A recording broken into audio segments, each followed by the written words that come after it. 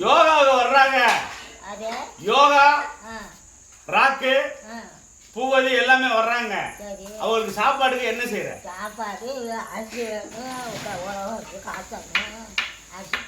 அரிசி இருக்கு, இங்க இருக்கு அரிசி இருக்கு. எவ்வளவு வேணும் அரிசி?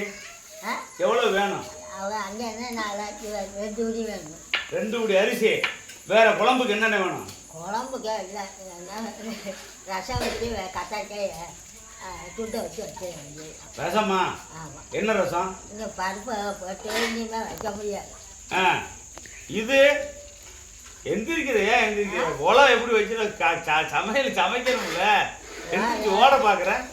ஐயோ உலம் வைக்க வேணாம். உலம் வைக்கிறதுனா எல்லாம் பேசிட்டு தான் உலம் வைக்கணும். ஒரு முடிவு எடுத்தானே உலம் வைக்கணும். விறகு அடுப்புல இருக்கிறியா? விறகு அடுப்பு அப்படியே ஓடி. விறகு அடுப்புல காய்ச்சறியா கேஸ் அடுப்புல காய்ச்சறியா? விறகு அடுப்புல காய்ச்சறியா கேஸ் அடுப்பா?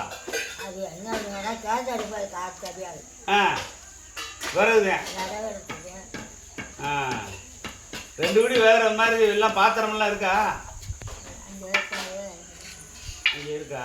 நம்ம வீட்டு 2 வச்சுருக்காங்க. அது 3 படி அரிசி வருது, 4 படி அரிசி வருது, 5 வாரம் வச்சிருக்கு. எங்க இருக்கு?